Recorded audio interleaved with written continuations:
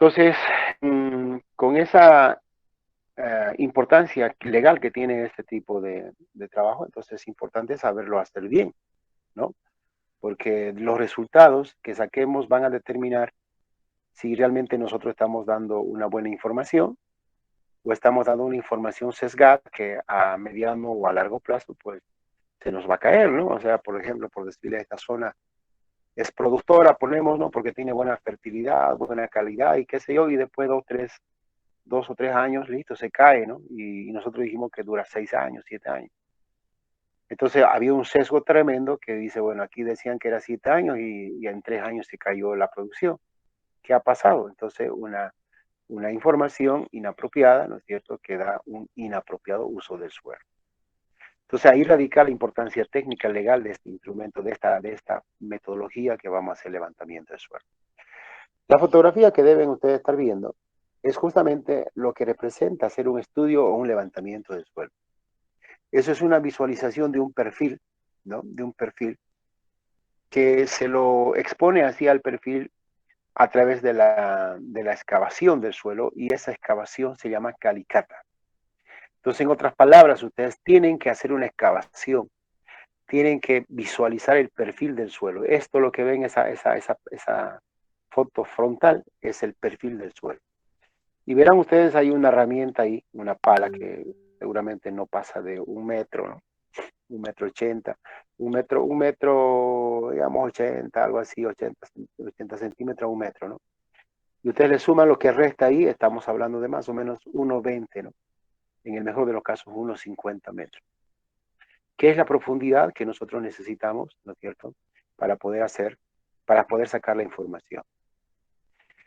Bueno, entonces desde un punto de vista teórico, un concepto de levantamiento de suelos es un estudio agrológico de suelos que incluye una serie de operaciones de campo y gabinete.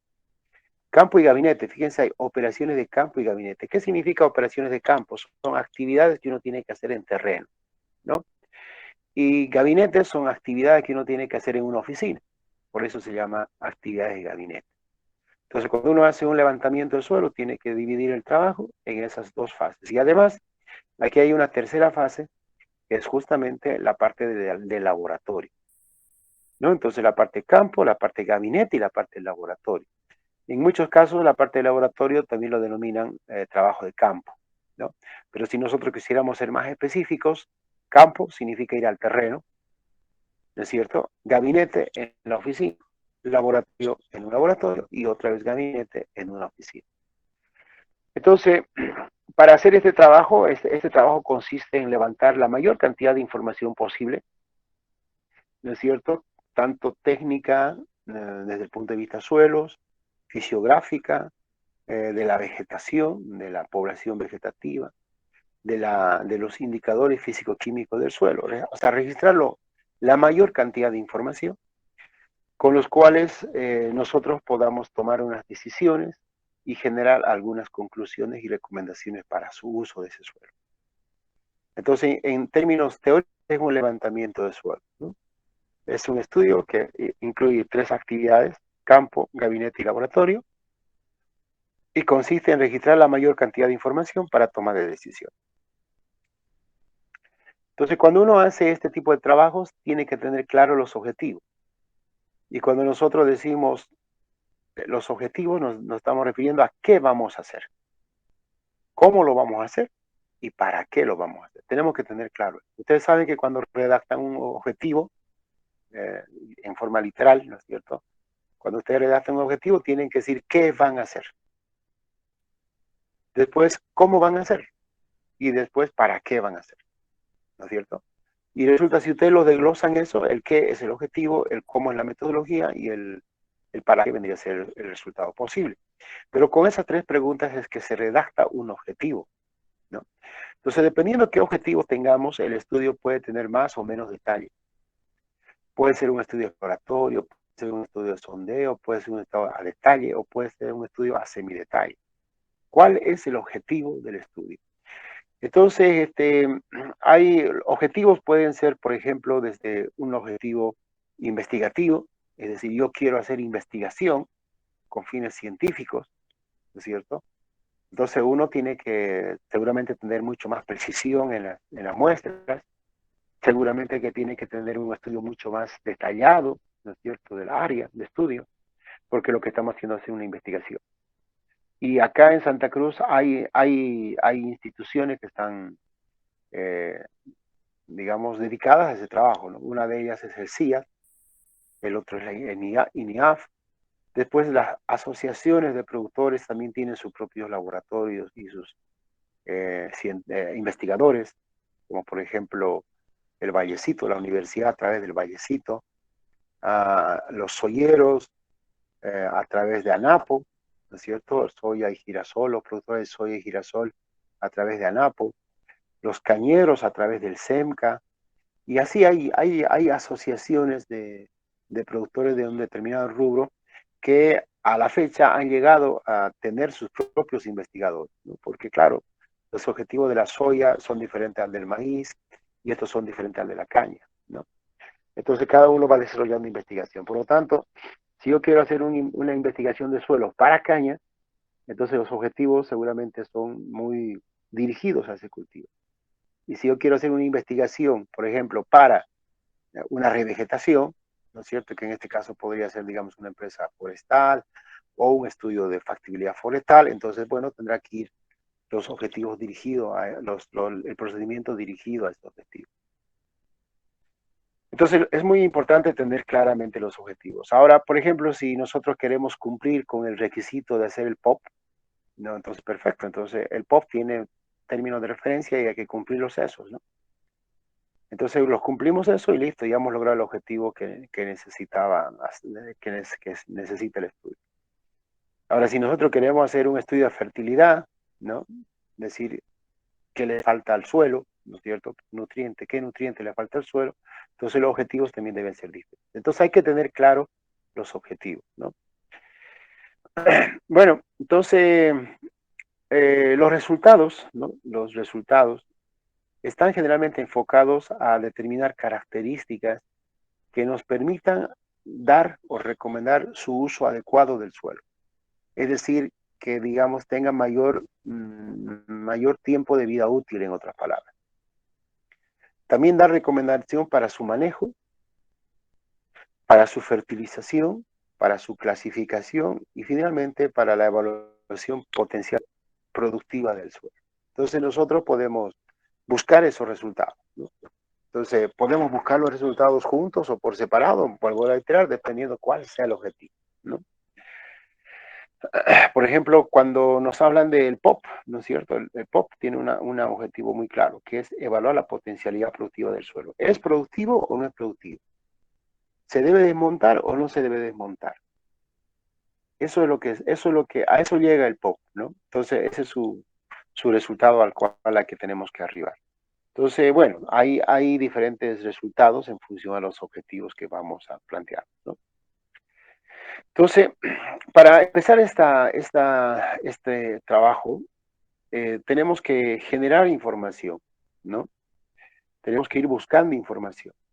Entonces, la primera información básica para hacer un levantamiento de suelos es la ubicación geográfica de la zona, ¿no? Entonces, ¿qué datos tenemos que tener ahí? Coordenadas geográficas de la zona en estudio, es decir, del área de estudio, altitud y latitud. Entonces, eso es muy fácil hacerlo. Fíjese cómo ha ido evolucionando esto, ¿no? Determinar coordenadas geográficas de la zona en estudio, les hablo más o menos como unos 25 años atrás, más o menos.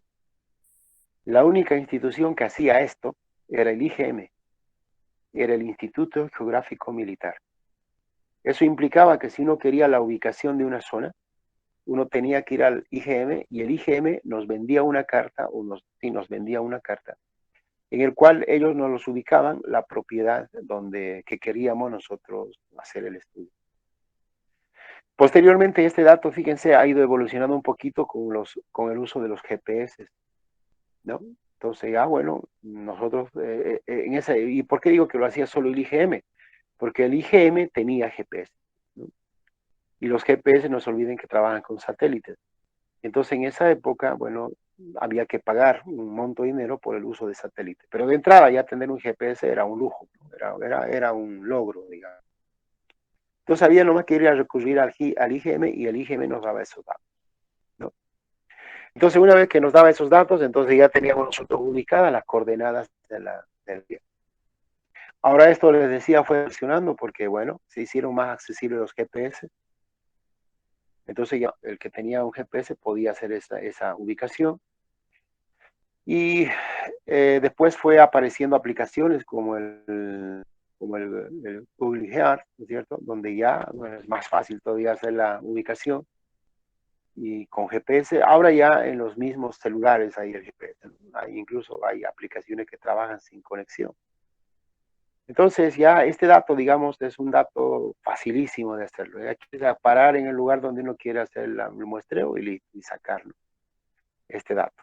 Pero fíjense, años atrás no era tan fácil, por eso que también el costo de este tipo de trabajo era bastante caro, o sea, no era barato, ¿no?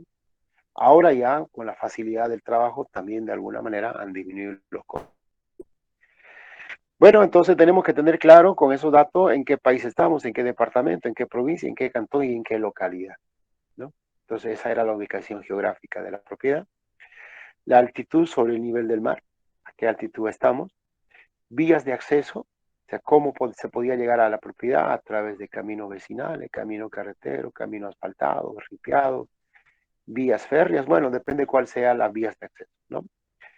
En algunos casos, como en el Beni, por ejemplo, las vías serían lacustres, ¿no? Es decir, solo por agua. Después, alternativa de transporte de productos e insumos, porque supongamos que esa zona, el objetivo era producción, entonces había que ver cuáles eran las alternativas de transporte para sacar la producción, ¿no? Líneas de energía, en caso de que se iba a necesitar energía eléctrica o energía fósil, y vías de comunicación, ¿no? Telégrafo, fíjense ahí, en esa época tener un telégrafo era un éxito, ¿no? Después el radio, después el teléfono, bueno, y ahora los celulares móviles que evidentemente facilitan. O sea, estos datos, ubicación geográfica, hace 25 años era una historia obtenerlo, ¿no? Ahora es cuestión de ir y volver. Incluso ahora ya ni siquiera ir, ¿no? Porque si uno tiene una imagen satelital, chao, listo. Ahí están los datos. Por lo tanto, los instrumentos a usar para hacer este trabajo son GPS, ahí está, ¿no? Una carta georreferenciada para ubicar ya en un mapa, en un plano. Y con esos datos hacer nosotros un pequeño bosquejo de la propiedad o del área que vamos a muestrear, ¿no? Entonces, esos son los primeros trabajos que uno tendría que hacer, ¿no? O primeros materiales que uno va generando. O sea, primero disponer de un GPS, disponer de una carta geográfica y después ya nosotros elaborar un croquis o un levantamiento alzado de la ubicación de la propiedad, ¿no? Entonces, eso es, digamos, el primer trabajo que hay que hacer. Entonces, si ustedes dicen, bueno, esto está para 1 hectárea, sí, para 100 hectáreas, sí, para 40, sí, para todo vale. Por ejemplo, uno dice, yo quiero hacer mi muestreo en mi lote, listo, ¿dónde queda su lote? No sé, pues entonces voy con el GPS y ubico, ¿no? Está en tal posición geográfica. Después ya llegaremos al país, al departamento, a la localidad, a la zona, en este caso, al barrio incluso, ¿no? O la unidad vecinal, listo, ¿no? Y después hacer un mapa de su lote, ¿no? Si es un mes, si son 300, 400, 500 metros, lo que sea. Entonces ahí está el mapa. Entonces ya tenemos el primer trabajo. Hago esta analogía para que ustedes sepan que lo que uno puede hacer en 1 hectárea, lo hace en 100.000 hectáreas, por darles un dato, o en 10.000, o en 1.000 hectáreas, ¿no? El trabajo es el mismo, solamente que la magnitud es diferente, ¿no? Bueno, una vez que nosotros tenemos esa información, esta carta geográfica, esa que está al centro, debe estar codificado dentro de esto que se llama la clasificación de las cartas. Ustedes van a llevar una materia, si es que ya no lo han llevado, ¿cómo se llama esta materia? Sistema de información geográfica. Bueno, no sé si se llamará así, pero hay una materia donde ustedes utilizan estos sistemas de información geográfica. Entonces, en esa materia les van a decir que Bolivia, ¿no es cierto?, está clasificado en un cuadrante a nivel de todo nuestro planeta. Y en ese cuadrante, en esa cuadrícula, ¿no es cierto?, se ha subdividido las subcuadrículas. Ustedes verán ahí que hay cada Bolivia está ahí, cada cuadradito, ven ahí. Cada cuadradito significa una carta eh, georreferenciada. Esas cartas, esos cuadritos que ven en el plano, en este mapa de Bolivia, lo dispone física y digitalmente el IGM, ¿no? Entonces, bueno, nosotros con esa carta lo podemos solicitar en físico o en digital. Entonces nosotros vamos a manejar la escala, ¿no? Esa carta nos va a ayudar a manejar las escalas. Entonces, de acuerdo a qué tipo de estudio tengamos, nosotros podemos tener una escala pequeña, una escala mediana o una gran escala. Entonces nosotros podemos tener, por ejemplo, planos de 1 a 600.000, de 1 a 600.000 a 1 a 75.000, y de 1 a 75.000 o mayores a esta escala. Entonces nosotros tenemos que tener la escala en la cual vamos a elaborar. Entonces, para una escala estándar, en el caso de estudio de suelos, es 1 a 50.000, ¿ya? 1 a 50.000. Entonces, esa es la escala que se maneja como escala estándar. Entonces, bueno, cuando nosotros tenemos esa escala de 1 a 50.000, estamos más o menos en una mediana escala, entre mediana y gran escala, ¿no? Que nos ayuda a hacer estudios de semidetalle, detalle y exploratorios, ¿ya? Bueno, ahora, según su tipo, las escalas están clasificadas como planimétricas, topográficas, plásticas de relieve, fotomapas, mosaico fotográfico, bueno, en este caso el catastro militar de la ciudad o militar de ciudad, se llama especiales y terrenos reducidos, ¿no? Entonces, una vez que nosotros definamos la escala, entonces nosotros podemos decir qué tipo de mapa vamos a utilizar. Entonces, eso también lo tiene el IGM, lo dispone el IGM, por lo tanto podemos acudir allá. Evidentemente, cada uno de estos ya tiene su costo en función a cuál tipo de imágenes vamos a utilizar o qué tipo de información vamos a utilizar, ¿no? Lo que evidentemente desde el punto de vista de uso de suelo, los que más se utilizan son los mosaicos fotográficos, ¿no? Después el tipo de mapas topográficos para ver el relieve en caso de que, digamos, tengamos que tomar en cuenta el relieve. Y en algunos otros casos, terrenos reducidos cuando las hectáreas que vamos a estudiar son pequeñas, ¿no?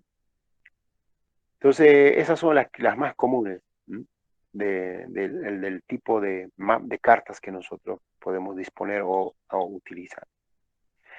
Ahora, estas cartas, ¿no es cierto? Estas cartas nos sirven a nosotros para correlacionar con esto que se llaman las imágenes satelitales. Entonces, estas imágenes ven ahí a la derecha, con un color verde bastante chillante, ¿no? Esas son imágenes ya satelitales que uno lo baja en función ya a la ubicación geográfica y en función a esto, ¿no? A la escala que queramos manejar y al tipo de plano que queramos tener. Entonces, en esta escala, ¿cómo voy a marcarlo? En esta imagen satelital es lo que uno va construyendo la información que uno quiera del terreno o de la zona. Ahora, evidentemente, actualmente se lo hace con los softwares, ¿no? Que son el ERDAS, es una aplicación, un software que se utiliza para hacer esta clasificación de suelos. Después el otro que es el ArcGIS, ¿no? Y el QGIS. Esos son los tres software que se aplica para hacer la clasificación de suelos. ¿Cuál de los tres es mejor? Desde mi punto de vista, ¿cuál es mejor? Uno lo clasifica desde qué tanto uno lo usa, ¿no? Es más o menos como los celulares, ¿no? O sea, ¿de qué me sirve a mí tener un Samsung S20, 21 Tecno, algo así creo que es el último? Si yo lo voy a usar solamente para WhatsApp, para fotografiar y algunas cosas así básicas, ¿no? O sea, estoy subutilizando esa herramienta, ¿no? Ahora, si manejo información digital, proyectos, información digital, voy procesando esa información, quizás ahí sí, ya le estoy aprovechando a ese equipo, ¿no? Entonces, en las aplicaciones esas que yo les he mencionado es lo mismo. Claro que habría que darle, digamos, más crédito al ArcGIS porque es una de las primeras aplicaciones que apareció. Y después ya vino el ERDAS y actualmente el QGIS, ¿no? Cada uno tiene un ambiente relativamente amigable en función al grado de conocimiento que uno tiene de manejo de software, pero con una práctica, 2, 3, 4, uno se hace experto. Entonces yo me imagino que ustedes al avanzar, al ver una materia en esto del IGM, ¿cómo se llama? En esto del SIC, ¿no? O del GIS también se llama. Entonces seguramente que van a manejar ustedes bien esta información y van a poder hacer mapas de todo tipo, ¿no? Y uno de esos, los mapas de suelo. Entonces, esta información que tenemos es justamente para más o menos ubicarnos dónde está el mapa, dónde está el área, qué tipo de suelos tenemos, cuántos vamos a muestrear y toda esa información básica podemos elaborar aquí. Entonces, estamos más o menos como siguiendo digamos, esta metodología, estamos viendo en lo que se llama al país, departamento, provincia, ¿no? Altitud, vías de acceso, todo eso. Toda esta información se puede terminar con esta imagen, ¿no? Bueno, después necesitamos nosotros los datos climatológicos. Estos datos climatológicos ustedes pueden tenerlo en la misma propiedad, si es que ya está instalada ahí la propiedad, porque la mayoría de las propiedades tienen lo que se llaman estas casetas climatológicas. Esa que ven ahí es una caseta climatológica, que tiene instrumentos básicos, ¿no? Y necesarios, ¿no? Básicos se los denomina no porque son elementos fáciles de manejar, sino porque es la información, la base, ¿no? La información básica que nos da. ¿Cuál es esa información básica? Es la precipitación pluvial, la temperatura y en algunos casos aquí la presión para más o menos pronosticar lluvias, ¿no? Un barómetro. O sea, ahí hay un termómetro, un pluviómetro y un barómetro. Entonces, con esos tres instrumentos básicos ya uno puede tener una idea, ¿no es cierto?, del comportamiento del clima en esa zona. Ahora, si nosotros no tenemos esto, porque puede ser que la empresa a la cual estamos haciendo el estudio todavía no tenga establecido nada allá, entonces lo que tenemos que hacer es recurrir a estaciones meteorológicas próximas al punto de estudio. Entonces, para eso tenemos que recurrir al CENAMI, ¿no? En el CENAMI están algunos datos que evidentemente puede que no nos los den los datos directamente, porque tienen un costo, ¿no es cierto? Tienen un costo, creo que la última vez que nosotros pedimos, creo que nos costaba como 0,25, 25, ¿no? 25 centavos de bolivianos cada dato. Entonces, si ustedes necesitan de un día, de 2 días, de 3 días, de un mes, de un año, imagínense el monto que se puede hacer, ¿no? Entonces, cuando uno quiere estos datos y los tiene que, en otras palabras, comprar del CENAMI, entonces hay que buscar los datos más importantes. ¿Y cuáles son los datos? Temperatura y precipitación, ¿no? Y hay que tratar de que sean mensuales.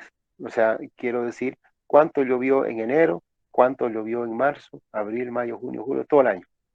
Entonces ya tendría ahí 10 datos, ¿no?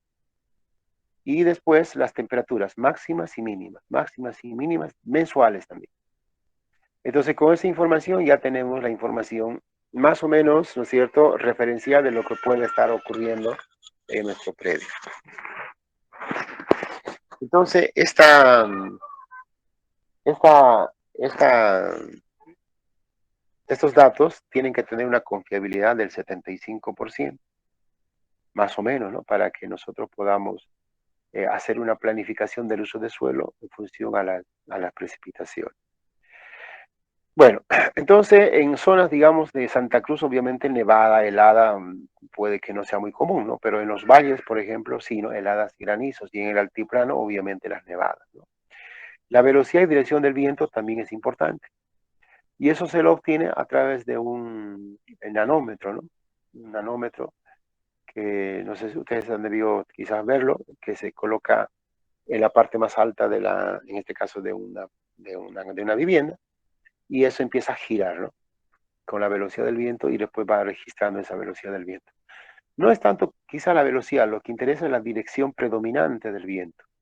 ¿Con qué objetivo esto? Con el objetivo de determinar las cortinas rompeviento. Ya ahí nosotros, si uno realmente quiere hacer ya el uso del suelo, entonces incluso ya hay que darle una pauta de cuáles son los vientos predominantes, cuál es la dirección de los vientos predominantes, para que cuando se habilite las tierras tomen en cuenta tomen en cuenta la orientación que tiene que tener las cortinas rompeviento. Entonces, para eso es la velocidad del viento, la velocidad y dirección del viento, ¿no? Y ustedes dirán, ¿por qué es importante eso? Porque no se olviden que los materiales dijimos que están en constante remoción. Y cuando nosotros sacamos la vegetación, desmontamos, entonces eso quiere decir que el suelo va a estar expuesto. Y entonces cuando va a estar expuesto al viento. Y el viento va a producir erosión. Entonces lo que hay que hacer es cortar la dirección del viento para que la erosión se va a producir, pero se reduzca notablemente la erosión. ¿Y eso cómo se hace? A través de cortinas rompeviento. Entonces esos datos, ¿no es cierto?, son muy importantes para hacer la planificación del uso del suelo. Estos son los datos climatológicos, ¿no?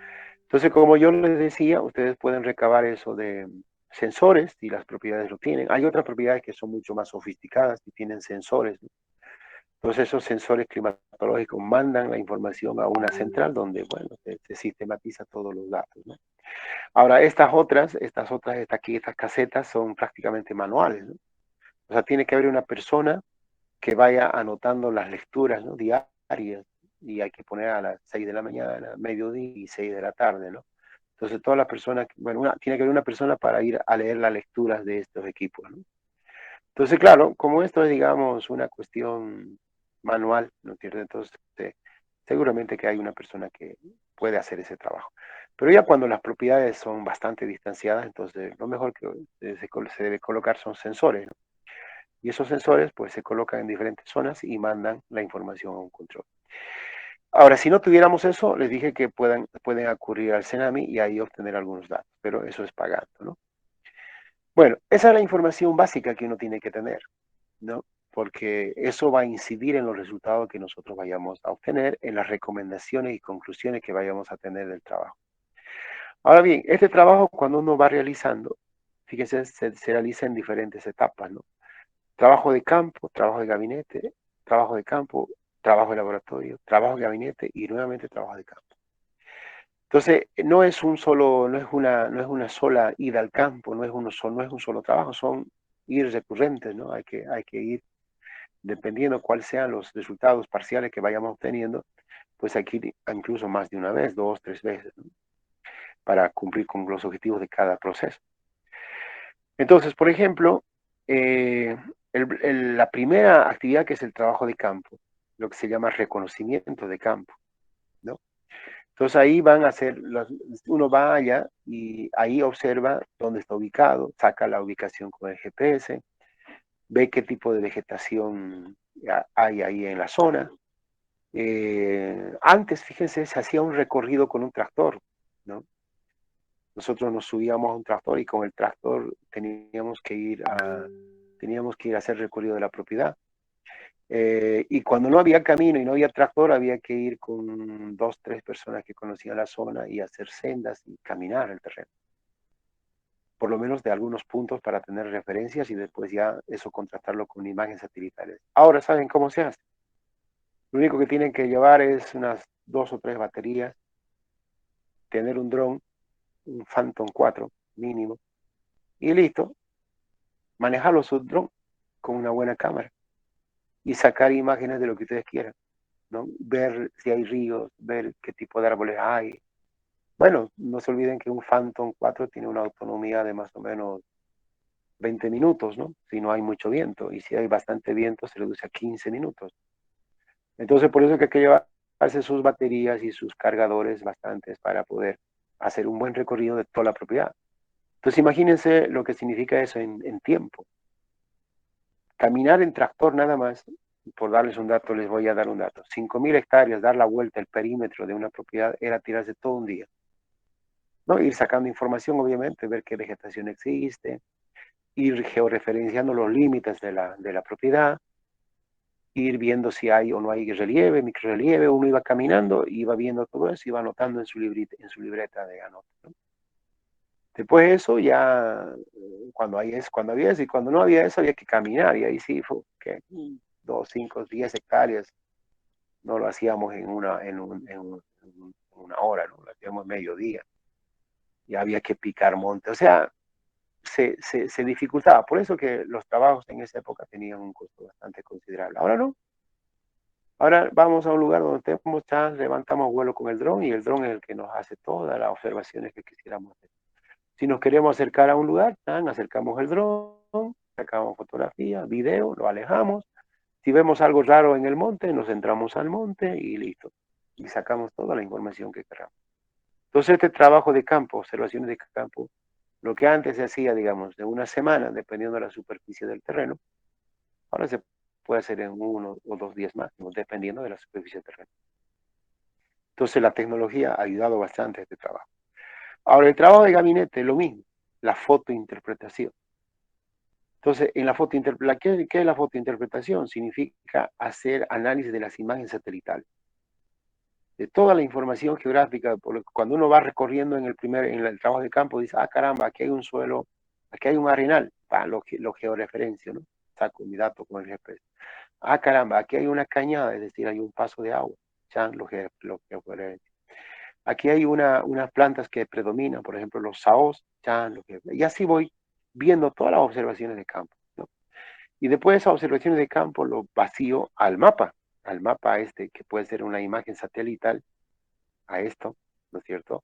O, en el peor de los casos, digamos, a una carta de ubicación geográfica, pero mejor es ya directamente hacer la elaboración del plano con una imagen satelital. Y si ahora yo tengo el recorrido de mi dron, porque yo puedo recorrer de punta a punta la propiedad con el dron, entonces lo único que hago son mosaicos a través de las fotografías del dron, y entonces tener toda la información del suelo, de la imagen aérea, ¿no es cierto?, del suelo o la vegetación, y después hacer la fotointerpretación. Ya más adelante les voy a mostrar qué significa la fotointerpretación. Aquí están los resultados de la fotointerpretación, ¿no? Entonces, la fotointerpretación.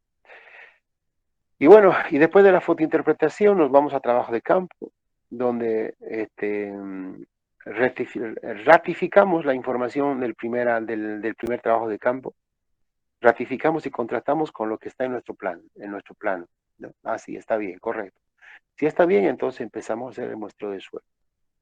Una vez que sacamos la muestra de suelo, nos vamos al laboratorio, y una vez que nos vamos al laboratorio, con esos resultados, más todo el dato de campo, nos vamos a gabinete para hacer la interpretación de los resultados y hacemos la elaboración del informe. Y después ya, si hay necesidad de contrastar nuevamente, cuando hay alguna duda de algún resultado, nuevamente vamos al campo para contrastar algún dato raro ahí, algún dato que no está cuadrando, ¿no? Pero si no hay necesidad, listo, termina el trabajo en el trabajo de gabinete con la elaboración del informe. Pero si hay necesidad de contrastar algún dato faltante o dudoso, entonces volvemos a ir al trabajo de campo y después retornamos al gabinete.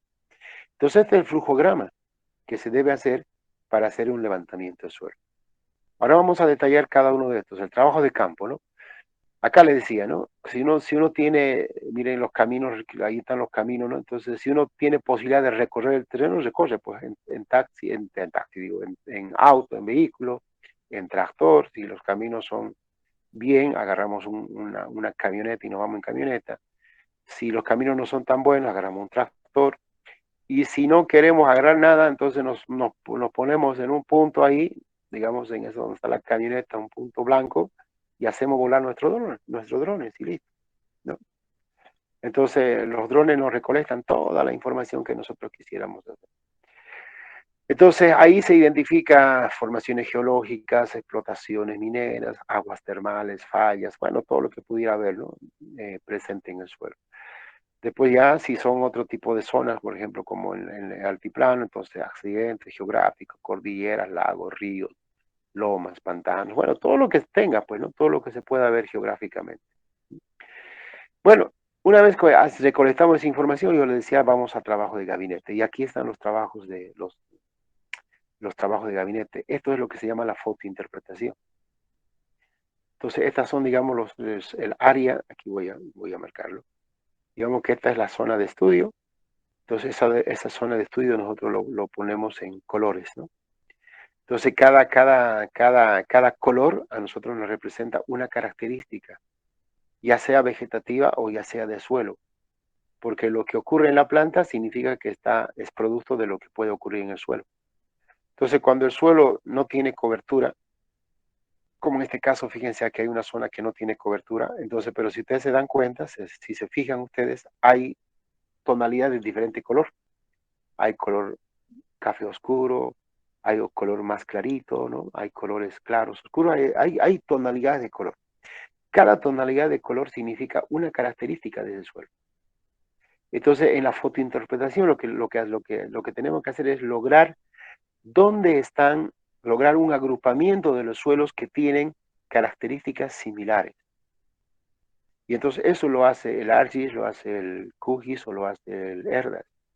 Entonces uno obviamente tiene que saber operar el programa y con ese programa tenemos esta imagen satelital y logramos esto que se llama el mapeo de suelo. Este es el suelo de muestreo. Entonces nosotros aquí, por ejemplo, tenemos dos verdes, ¿no es cierto? Un verde oscuro, un verde claro.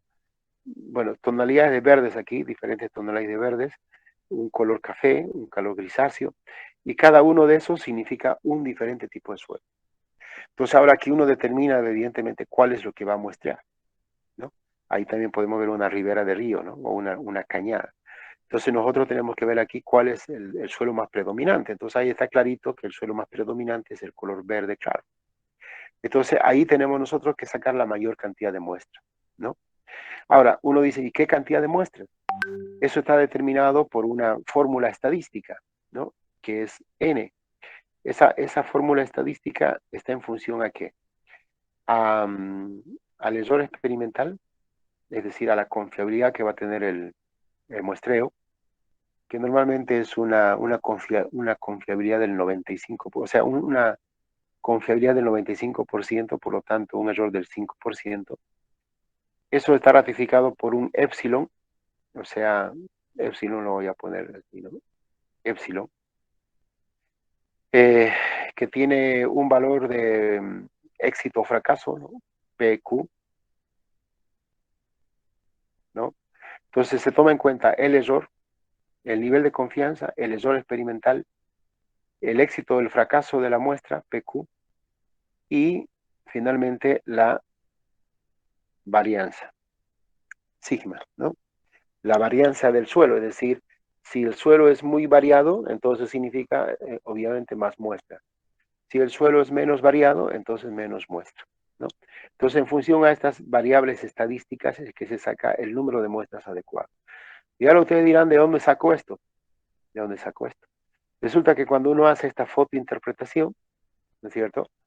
Los programas le dan información estadística. Le dan información estadística del porcentaje del área, el error aproximado en el agrupamiento de suelos, la varianza de los suelos, le da esa información estadística, con lo cual uno puede sacar la N exacta para cada uno de los suelos. Entonces, el número de muestra. Acá en Santa Cruz es un mosaico los suelos, o sea, son diferentes tipos de suelos, ¿no?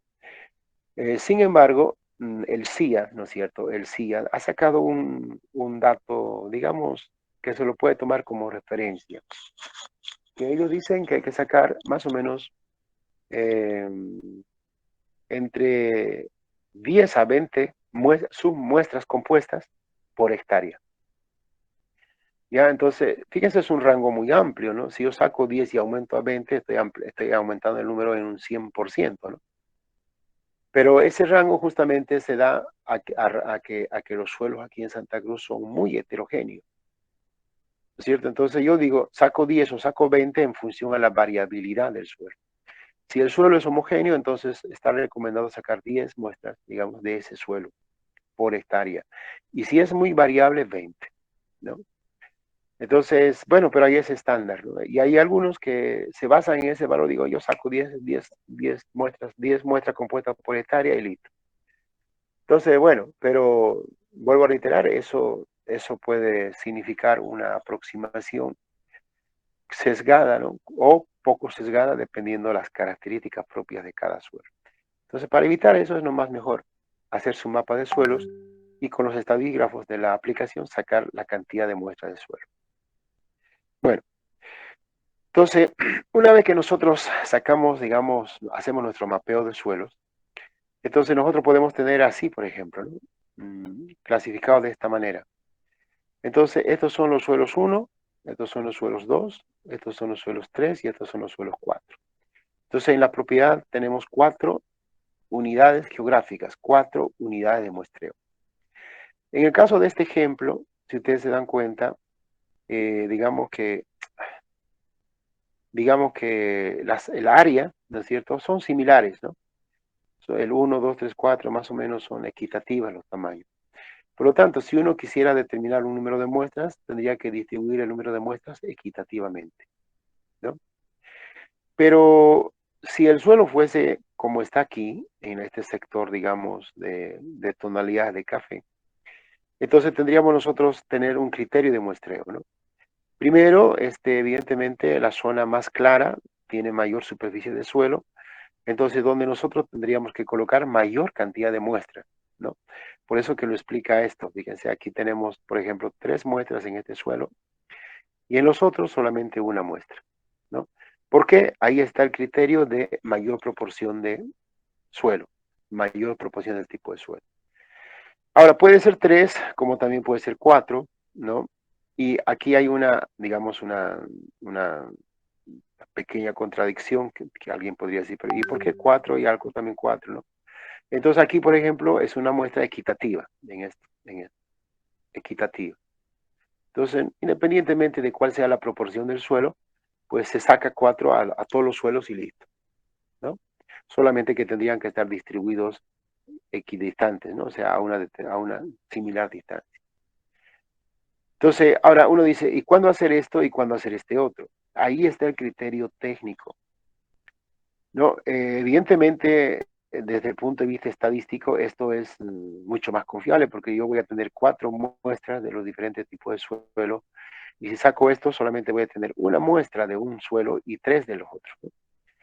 Entonces, cuando yo tengo una sola muestra, corro el riesgo de que esa muestra, ¿no es cierto?, no me represente a esta zona, por ejemplo, ¿no? No me representa a esta zona. Entonces, por lo menos uno hay que sacar o 2, ¿no? 2 muestras para contrastarla.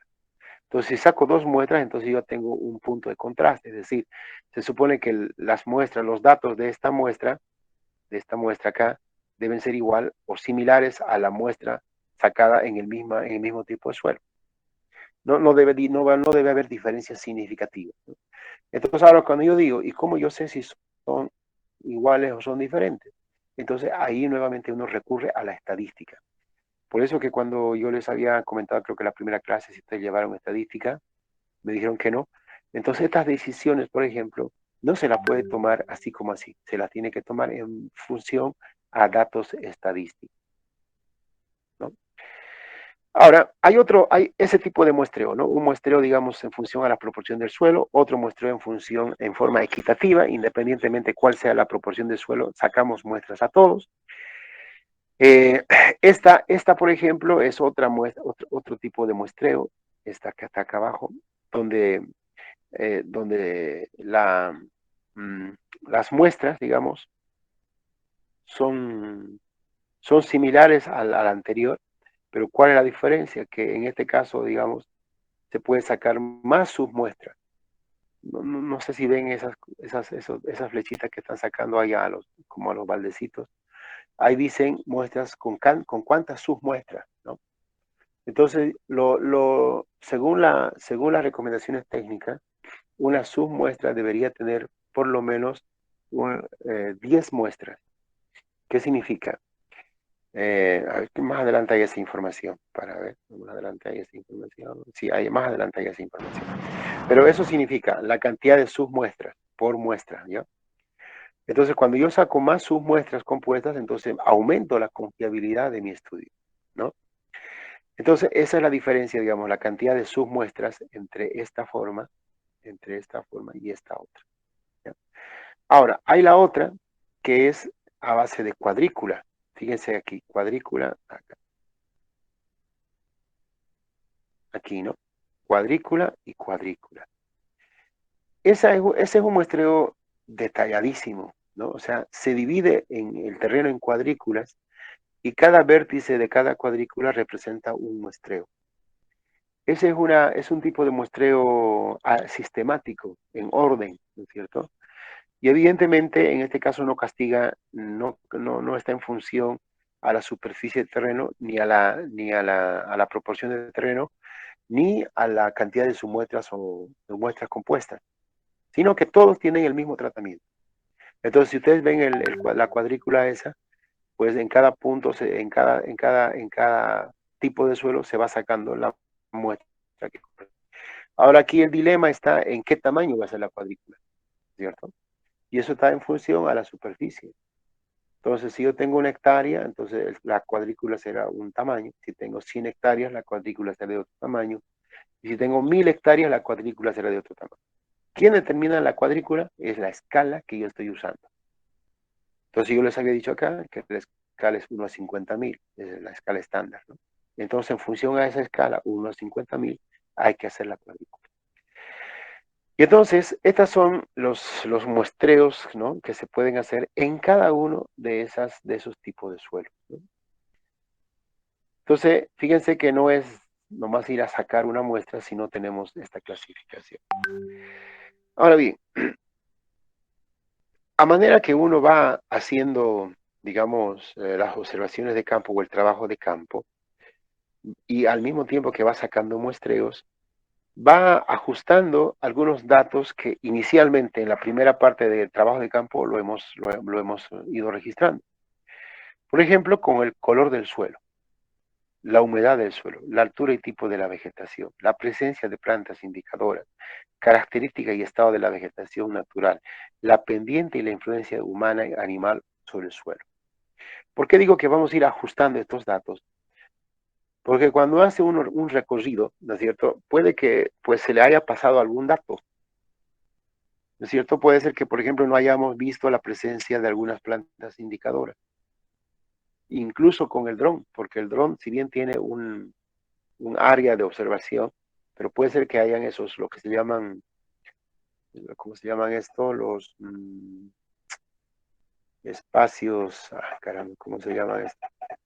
Pero es donde no alcanza, digamos, a observarse o no alcanza a captar el foco de la cámara.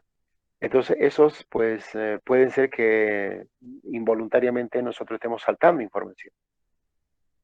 Entonces, cuando vamos a muestreo, hay que ratificar y hay que ampliar esa información. Y por eso que estos son los otros datos que tendríamos que ir chequeando. Lo mismo sucede al momento de ir muestreando, ¿no? O sea, microrrelieve, pendiente, presencia de sales, condición de plantas, proximidad a cordones, caminos y pedregosidad. Esto ya es cuando ya estamos haciendo el muestreo de campo a nivel de la superficie del suelo, ¿no? Entonces nosotros vamos a, digamos, vamos a ubicar aquí un lugar de muestreo. Entonces vimos cuál es el microrrelieve de ese punto de muestreo, cuál es la pendiente, hay presencia de sales o no hay, en qué condición están las plantas, cuál es la profundidad, la proximidad a cordones, caminos o canales, en caso de que haya, evidentemente, y si no hay, pues simplemente dice no hay caminos, y la pedregosidad en caso de que se encuentre presencia de roca, ¿no? Entonces, esto se observa en la parte superficial del suelo. Es decir, aquí vamos a hacer el muestreo, entonces chequemos estos datos y se va anotando en su libreta de notas, ¿no? Bueno, y entonces ya, una vez que ya tenemos ubicado el lugar de muestreo, entonces ya empezamos a hacer el muestreo para su análisis, ¿no? Y entonces aquí está la pregunta para la persona que me dijo, ¿qué materiales se necesitan? Entonces, esos son los materiales ahí que se necesitan, ¿no? A ver, dentro de las herramientas se necesita obviamente una pala, un pico, un muestreador tipo barreno. Se necesita en algunos casos, digamos, para hacer las excavaciones, palitas de jardinería, o sea, manuales, herramientas manuales, cilindros, ¿no es cierto? cilindros, penetrómetros, pHímetros, conductivímetros para poder determinar ahí in situ algunos datos y un kit de suelos, ¿no? De algunos nutrientes, como por ejemplo para NPK, básicamente, y algunos reactivos para determinar tipo de presencia de sales de carbonato. Entonces, este es el material que uno necesita para sacar un muestreo completo, ¿no? Entonces, si uno tiene este material, perfecto. Entonces, hay que hacerlo, ¿no? Y si uno no tiene, entonces seguramente que la información que saque, pues, eh, puede estar incompleta, ¿no? Pero ahora, si no tenemos nosotros kit de químico, no hay problema. Este kit de químico es para tener una idea in situ, pero en realidad los datos verdaderos, los datos reales, los datos válidos son los que se van a determinar en el laboratorio. Por lo tanto, esos kits químicos no hay, digamos, no es imprescindible tenerlo, pero sí el equipo de muestreo. ¿Cuál es el equipo básico de muestreo? Una picota, una pala, un catador, un cilindro, combitos, combos para introducir el cilindro al suelo, un penetrómetro y ácido clorhídrico concentrado. Ya después les voy a decir para qué se utiliza cada uno de esos materiales. Entonces, cuando uno tiene esos materiales, uno tiene que hacer muestras superficiales. Para eso se necesita la pala o el muestreador tipo barreno y debe sacar una capa, una profundidad de 0 a 20 centímetros, ¿no? O a mayor profundidad si que sea necesario. Entonces, aquí estas muestras superficiales son muestras muestras compuestas. Y entonces esa muestra es una muestra, pero es una muestra compuesta, es decir, una muestra compuesta por 10 a 20 submuestras. Una vez que tenemos eso, tenemos que hacer la excavación de la calicata. Eso es lo que les he mostrado en la primera diapositiva. Hay que hacer una excavación de una calicata que debe tener más o menos una profundidad entre 1,2 a 1,5 metros de profundidad. Bueno, en esta etapa de muestreo, también deben obtenerse muestras no disturbadas, dice, ¿no? Por medio de los anillos especiales, que en este caso son los cilindros. ¿Para qué? Para determinar densidad aparente del suelo. Y hacer algunas pruebas adicionales. En algunos casos conviene realizar diferentes grupos geomorfológicos, definir y detectar algunas limitaciones para el desarrollo vegetativo, eso desde el punto de vista químico, en caso que se pueda hacer, ¿no es cierto? O sistemas de riego en caso que haya ahí presente. Si no hay sistemas de riego, no hay problema, no se hace, ¿no? Bueno, ahora, ¿cómo se hace el muestreo, este muestreo superficial? Aquí está el muestreo superficial. Entonces se utiliza, ahí tienen un cavador, sacabocado se llama, ¿no? Un baldecito, o una pala, o un barreno, ¿no? Cualquiera de esas tres herramientas sirve para excavar. Entonces, si uno saca con un sacabocado, pues bueno, ese sacabocado más o menos tiene una profundidad de 30 centímetros, entonces perfectamente sirve. O una pala, o un muestreador tipo barreno, ¿no? Entonces, en el caso, por ejemplo, aquí está utilizando el barreno. Este es el barreno. Esto es como un tornillo que se va introduciendo en el suelo y después cuando se obtiene la muestra, todo esto sale lleno del suelo y se vacía, ¿no es cierto?, a un baldecito. Entonces, ahora sí que si utilizo una pala, fíjense, esta es la forma de hacer el muestreo. Si primeramente se hace una excavación de unos 30 centímetros o 20 centímetros de profundidad, y después se introduce la pala de tal manera que esta es la muestra que vamos a poner al baldecito, ¿no? Aquí está, por ejemplo, una muestra sacada ahí en la pala, ¿no? Si quieren lo pueden poner todo, o si quieren eliminan los costados, ¿no? Eliminan los costados de la muestra y se quedan con una parte nada más. Pero tiene que estar toda la profundidad del suelo, ¿no? Si es 20 o si es 30. Bueno, entonces ese es el muestreo. Y aquí lo que les voy a explicar es la muestra y la submuestra. Entonces, en este baldecito, uno va colocando, si utilizo barreno, 10 a 20 muestras. Lo ideal es 10, ¿ya? 10 muestras aquí. Coloco 1, 2, 3, 4, así. ¿De dónde? De diferentes puntos, ¿no? Dependiendo de qué sistema de muestreo estoy utilizando. Si estoy utilizando la cuadrícula, entonces aquí vendría a ser una muestra, dos muestras, 3, 4, 5, 6, 7, 8, 9, 10, así. Entonces todo esto viene a ser una muestra y entonces todas estas vienen aquí al baldecito. Y después yo homogenizo, es decir, lo mezclo esas 20 muestras o 15 o lo que haya sacado, lo ideal es 10 les dije, y entonces de esa muestra compuesta, se llama compuesta porque está compuesta por 10 o 15 o 20 submuestras. Lo mezclo y de esa muestra saco en una bolsita una muestra. Por eso se llama muestra compuesta. ¿Me entienden? Ahora esta muestra compuesta se puede hacer en forma de cuadrícula, se puede hacer en forma de zigzag o en forma de diagonales. Eso ya uno lo ve en función a qué tan homogéneo, qué tan heterogéneo es el terreno. ¿Cuál es lo más recomendable? Lo más recomendable es esta, ¿no? Ir en zigzag en forma aleatoria e ir sacando las muestras. Entonces, una vez que uno hace, entonces va sacando las muestras compuestas, ¿de acuerdo? Ese es el muestreo de la capa superficial. Ahora, el muestreo en el perfil del suelo.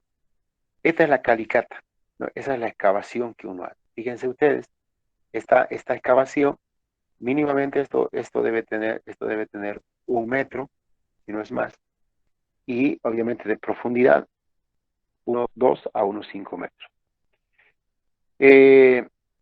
Bueno, imagínense esto, ahí donde está esa calicata, evidentemente no es de 1.5 metros, porque si fuera así, ¿no es cierto? El que está operando ahí, pues estaría enterrado, estaría casi a la superficie del suelo. Entonces, cuando uno hace eso, lo que tiene que hacer es facilitar el trabajo, ¿no?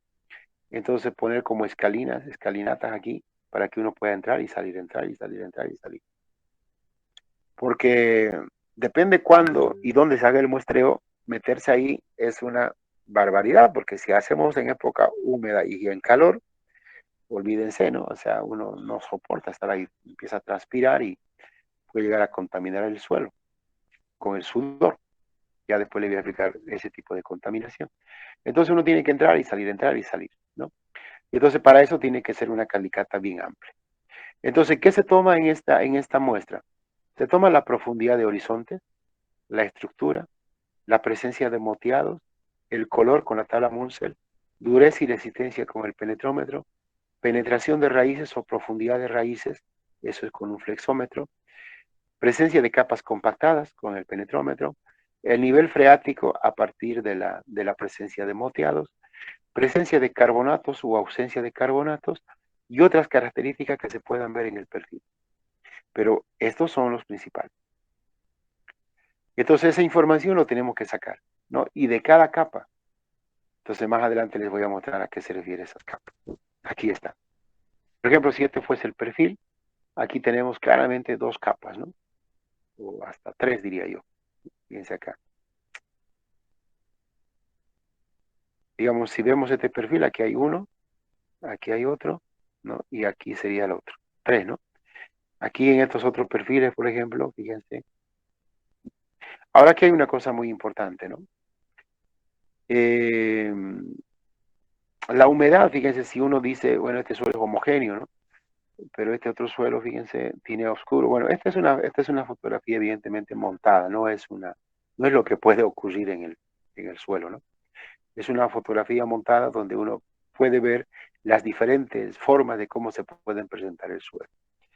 Entonces, fíjense, hay suelos que tienen una capa superficial oscura, que vendría a ser la capa fértil, la capa muy útil en el suelo.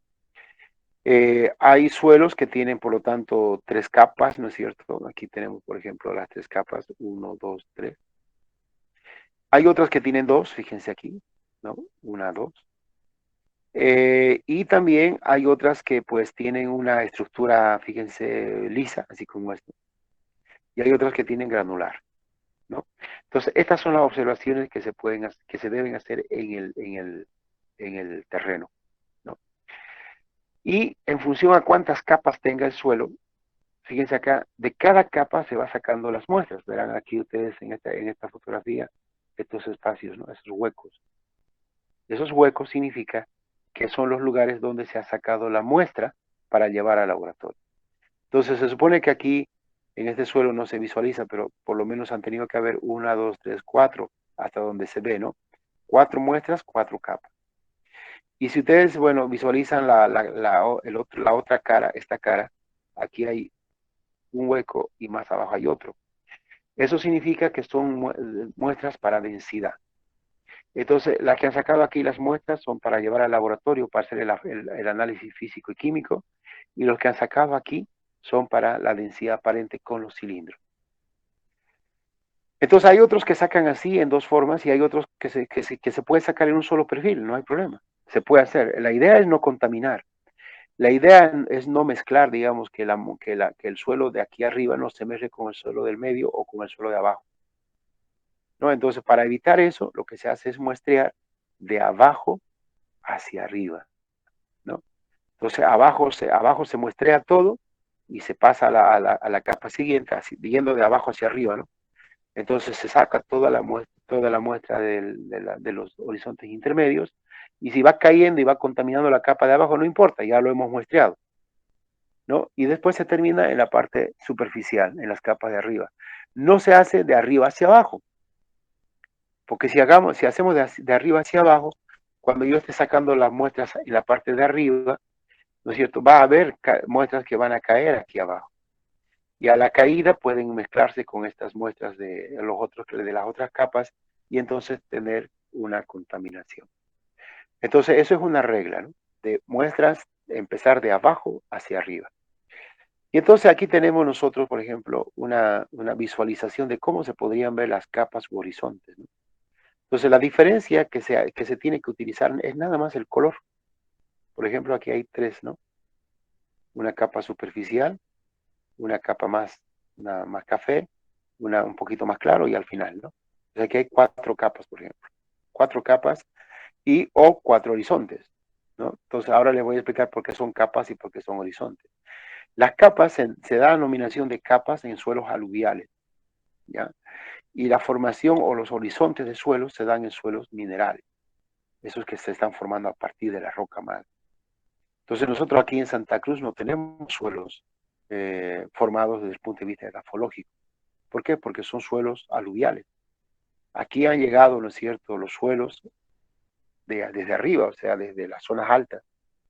Son materiales sedimentarios aquí, ¿no? Entonces son suelos aluviales. Entonces nosotros podemos hacer una excavación de fácilmente una buena profundidad y no vamos a encontrar roca más. No vamos a encontrar rocas, en otras palabras. Claro, a medida que vayamos entrando en profundidad, seguro que sí. Pero en la superficie que nos interesa, de 1,4 a 1,5, no vamos a encontrar rocas. Por eso que aquí se debe nominar capas. ¿De acuerdo? Bueno, la verdad que nos falta bastante hablar sobre esto. Aquí hay otras pruebas que se están haciendo, pero estas son las pruebas de laboratorio. No las voy a saltar. El día viernes vamos a retomar vamos a retomar la clase. Y el día viernes también les voy a mostrar un trabajo, una presentación, un trabajo que hicimos